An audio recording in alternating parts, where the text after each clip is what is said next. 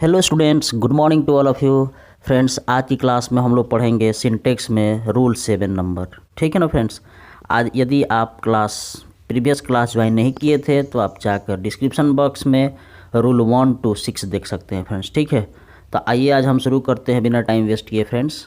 Rule number 7 क्या कहता है। ठीक है, देखिए लिखा हुआ यहाँ, यदि किसी सेंटेंस का सब्जेक्ट, मान लीजिए कोई सेंटेंस हो और उस सेंटेंस का सब्जेक्ट एवरीवन हो, एवरीथिंग हो, एवरीबॉडी हो, एनीबॉडी हो, है ना, एनीवन हो, समवन हो, नोवन हो, नोबॉडी हो, समथिंग हो, नथिंग हो, या कुछ और हो, तो उसके साथ हमेशा सिंगुलर वर्ब का प्रयोग किया जाता है फ्रेंड्स। ठीक है ना। आप मान के चलिए, आप जानते हैं कि एवरीवन माने प्रत्येक होता है, एवरीथिंग माने सब कुछ, एवरीबॉडी माने प्रत्येक व्यक्ति, एनीबॉडी माने कोई व्यक्ति, एनीवन माने कोई एक, समवन माने कोई, नोवन माने कोई नहीं, नोबॉडी माने कोई व्यक्ति नहीं, समथिंग माने कुछ, नथिंग माने कुछ नहीं। अगर सब्जेक्ट के स्थान पर ये सब चीज़ आवे तो फ्रेंड्स उसके साथ हमेशा सिंगुलर वर्ब का प्रयोग किया जाता है। ठीक है फ्रेंड्स। आइए अब देखिए एग्जाम्पल 2 लिखा हुआ है। अब आपके परीक्षा में आएगा कि आप बताइए कि सेंटेंस ए सही है कि बी सही है। ठीक है, तो देखिए फर्स्ट लिखा है everyone is my friend, प्रत्येक मेरे दोस्त हैं। ये सही है कि everyone are my friend.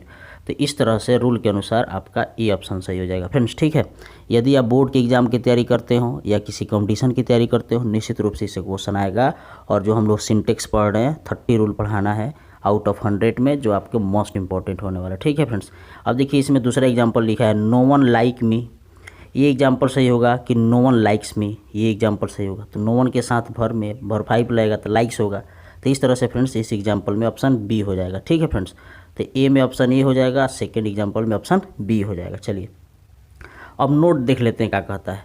Note कहता है कि इसके साथ प्रोनाउंस, किसके साथ प्रोनाउंस फ्रेंड्स, जैसे एवरीवन के साथ, एनीबॉडी के साथ, एनीबॉडी के साथ, एवरीबॉडी के साथ, एनीवन के साथ, समवन के साथ, नथिंग और समथिंग और एवरीथिंग को छोड़कर जो बॉडी आता है, वन आता है, नो वन आता है, उसके साथ यदि प्रोनाउन की ज़रूरत पड़ती है तो उसके साथ प्रोनाउन हम ही लगाते हैं या हिम लगाते हैं या हिज लगाते हैं या हिम सेल्फ लगाते हैं। ठीक है ना फ्रेंड्स। जैसे नो वन के साथ प्रोनाउन क्या लगेगा, ही लगेगा, ऑब्जेक्ट के लिए हिम लगेगा, है ना, खुद के लिए हिज लगेगा और अपने आप के लिए हिम सेल्फ लगेगा। ठीक है फ्रेंड्स। देखिए एग्जाम्पल में लिखा है एवरीबॉडी डज हिज वर्क या एवरीबॉडी डज हिज ड्यूटी। ठीक है ना, प्रत्येक व्यक्ति अपना काम करता है का ट्रांसलेशन ये हो गया, एवरीबॉडी डज हिज ड्यूटी।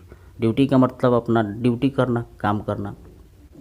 तो इस तरह से जैसे दूसरा एग्जाम्पल लिखा है no one can harm himself, मतलब कोई अपने आप को हानि नहीं पहुंचा सकता है।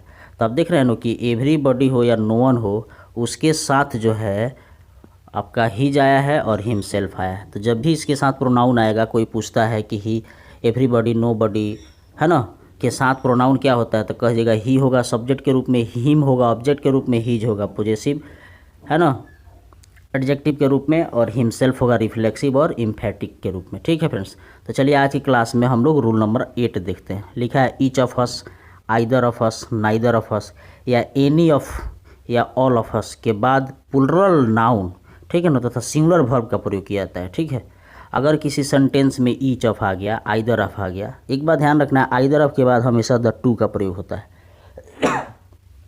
आइदर ऑफ के बाद से हमेशा द टू का प्रयोग होता है। नाइदर वाले सेंटेंस में नॉट का प्रयोग नहीं किया जाता है, इतना याद रखना है। ठीक है, और दो के लिए आइदर ऑफ लिखते हैं और नाइदर के लिए दो के लिखते हैं, और जब दो से ज़्यादा आता है तो एनी लिखते हैं। जैसे any of the 5, any of the 6, any of the 7। अब नॉट के लिए लगाना तो none of the 5, none of the 6 लिखेंगे। ठीक है ना फ्रेंड्स।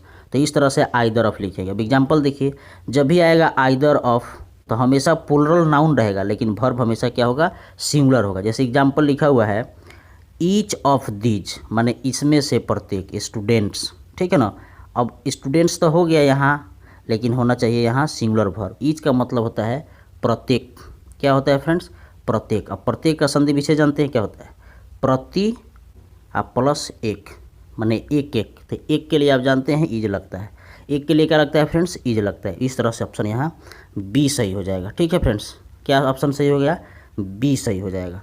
तो इसलिए यदि कोई सब्जेक्ट हो और ईच से शुरू होता है, ईच ऑफ से शुरू होता है, आइदर ऑफ से शुरू होता है, तो उसके साथ प्लुरल नाउन और सिंगुलर वर्ब का प्रयोग किया जाता है। ठीक है फ्रेंड्स, तो इस तरह से आप लिख सकते हैं। अब देखिए either of the two boys, तो बॉयज़ के साथ आर लगना चाहिए, लेकिन ये वाला ऑप्शन सही नहीं होगा, ऑप्शन आपका ए सही होगा। ठीक है ना, माने बी वाला ऑप्शन सही नहीं होगा, आपका ऑप्शन ए सही होगा।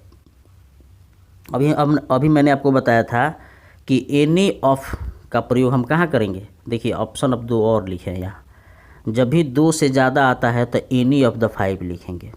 2 आएगा तो आइदर ऑफ द 2 लिखेंगे, नहीं आएगा तो नाइदर ऑफ द 2 लिखेंगे, लेकिन 2 से ज़्यादा आएगा तो एनी ऑफ द 5 गर्ल्स।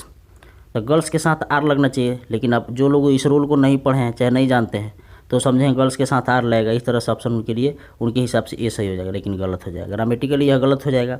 मैंने आपको अभी बताया ना कि एनी ऑफ द 5 गर्ल्स, माने एनी ऑफ के बाद जो होगा 5 6 होगा, 1 3 4 होगा, प्लूरल नाउन होगा, लेकिन वर्ब हमेशा सिंगुलर होगा। ठीक है ना, तो 5 गर्ल्स इज होगा न कि आर होगा। तो इस तरह से आपका ऑप्शन क्या हो जाएगा फ्रेंड्स, बी ऑप्शन हो जाएगा। इस सेंटेंस में आपका ऑप्शन बी हो जाएगा। अब देखिए कंपटीशन में कैसे क्वेश्चन आता है, यहाँ ए लिखा है, यहाँ बी लिखा है, यहाँ सी लिखा है, यहाँ डी लिखा है। ठीक है ना, मान लीजिए आप एनडीए वगैरह की तैयारी करते हैं तो लिखा है आइदर, पहला सेंटेंस लिखा है either of the 2 men are right.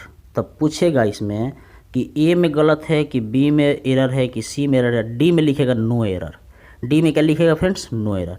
अगर आपको लगता है कि यहाँ से लेकर यहाँ तक सब सेंटेंस सही है, माने किसी पार्ट में गलती नहीं है, ए पार्ट में गलती नहीं है, बी में नहीं है, सी में, तो आप ऑप्शन डी मारेंगे। लेकिन आपको पता होना चाहिए, अभी मैंने बताया था ना कि मेन होगा, इधर ऑफ के बाद मेन होगा। ठीक है ना, लेकिन यहाँ ईज होगा। क्या होगा फ्रेंड्स, ईज होगा। तो इस तरह से आपका पार्ट सी में गलत होगा। तो इस तरह से जो भी आपको रूल को बताते समय आपका कोई भी इंपॉर्टेंट रूल आएगा मैं आपको बताते चलूँगा। फिलहाल फ्रेंड्स आज के लिए इतना ही। Thank you for watching this class and lots of thanks.